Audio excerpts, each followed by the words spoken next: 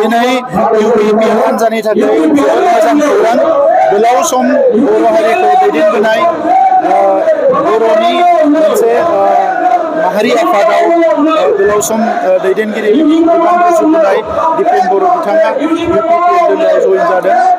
बिथांखौ जोङो बरायदों आरो बिथाङा जयेन जानायनि उनाव उदालगुरि जिल्लाजों लोगोसे UPPL आरोबाव जोबोद गोख्रों जाबाय आरो बिथांनि जि गोलाव समनि सिमां बर' माहारि दानाय बर' माहारिनि जेंनाफोरखौ फोजोबस्रांनाय आरो बेजों लोगोसे जोंजों रायजो जानाय हारि माहारिफोरनि जौगानायनि हाबा मावनायनि जि मोनसे सिमां दङमोन जायखौ बिथाङा फरायसा आफादाव थानायाव सोमावसारनायनि गेजेरजों मावदोंमोन राजखान्थियाव फैनायनि उनाव बेखौ दिनै राजखान्थि गोहोखौ लानानै मोजाङैनो मावफुंनो हागोन।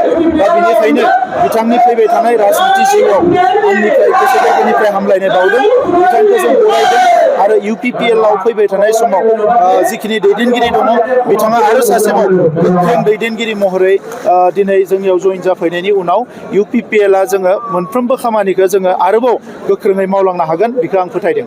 MP जानानै दोलोखौ फोजोबनायनि लामायाव लांदों प्रमद बर' होननानै कंग्रेसनि आफादगिरियाबो MP BJPनि आफादगिरियाबो स्टेटनि MP स' UPPL आवबो दिनै आफादगिरिया MP बेथ' गोदान बाथ्रा नङा बे गोसोनिसो बाथ्रा।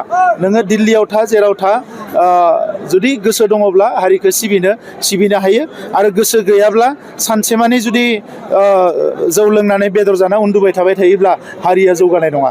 दा नंखायनो हारि सिबिनाया गावनि गोसोनिसो बाथ्रा।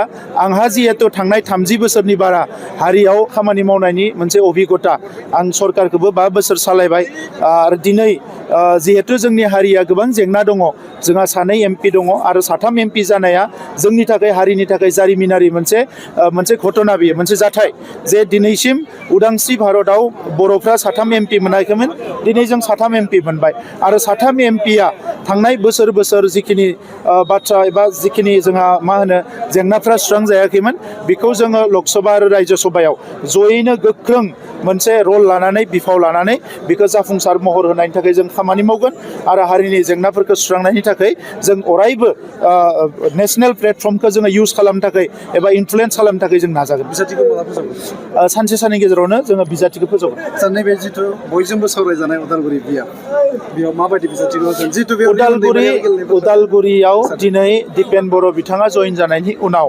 उदालगुरिनि जोंनि मावथि दैदेनगिरिफ्रा आगोलाव जिखिनि गोसो गुदुं जाना मावदोंमोन बिनिख्रुइ 10 गुन गोसो गुदुंजों खामानि मावगोन जोङो नुनो मोन्दों आरो दिनै लोब फैनानै गोबां लाइमोनफ्रा UPPL हान्जायाव दिनै जोङो जयेन जाफैदों आरो दिनैनो जों बुंनो हायो जे नेक्स्ट जि एसेम्बलि इलेक्सन बेवहाय UPPL उदालगुरियाव देरहाखाबाय बेवहाय जेबो गोनो गोथो गैया आरो रायजोफ्रा जोंखौ बुंबाय थादोंमोन जे खालि बिजाथिखौल' फोसावनांगौ खामानि मावनाया जोंनि बिबान आरो थांनाय MCLA इलेक्सनाव बिथांमोना BPF दोलोखौ देरहाहोनानै जोबोद गिदिर गोरोन्थि मावबाय होननानै रायजो राजाफ्रा फोरमायदों।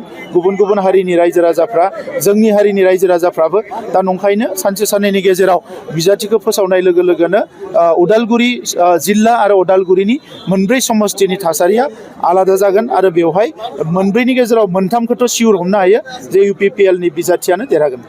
Thank you.